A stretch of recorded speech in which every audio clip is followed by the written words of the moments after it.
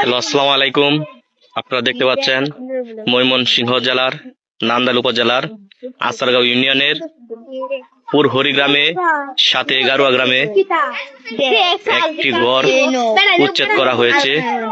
তার একটি মাত্র কারণ, আমরা বিগত দিন থেকে শুনতে পাচ্ছি যে তারা মাদক এবং অবৈধ নারী পাচার ব্যবসার সাথে তারা অনেকদিন যাবৎ লিপ্ত থাকার কারণে এলাকাবাসী অনেকবার তাদেরকে বুঝিয়েছে যাতে এগুলো ব্যবসা তারা না করে, কিন্তু তারা কারো কথায় কান না দিয়ে তারা অনেকদিন যাবৎ এভাবে ব্যবসা করে চলে যাচ্ছে।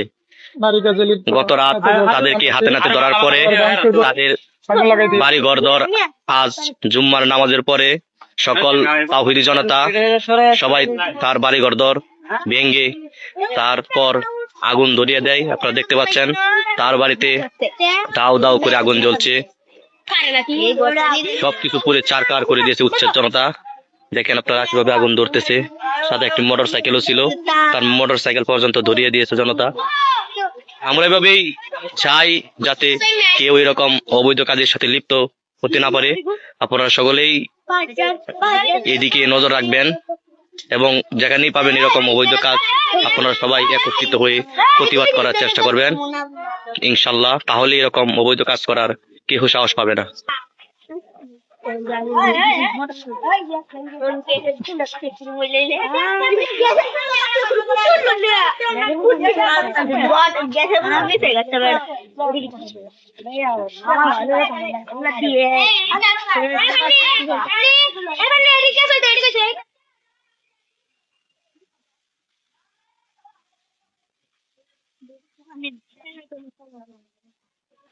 সবকিছু পুরে চারকার হয়ে গেছে, কিছু বাকি নাই। দেখেন আপনারা সবকিছু বাড়িঘর দর সব পুরে চারকার হয়ে গেছে, কিছুই বাকি নাই, সব পুরে চারকার।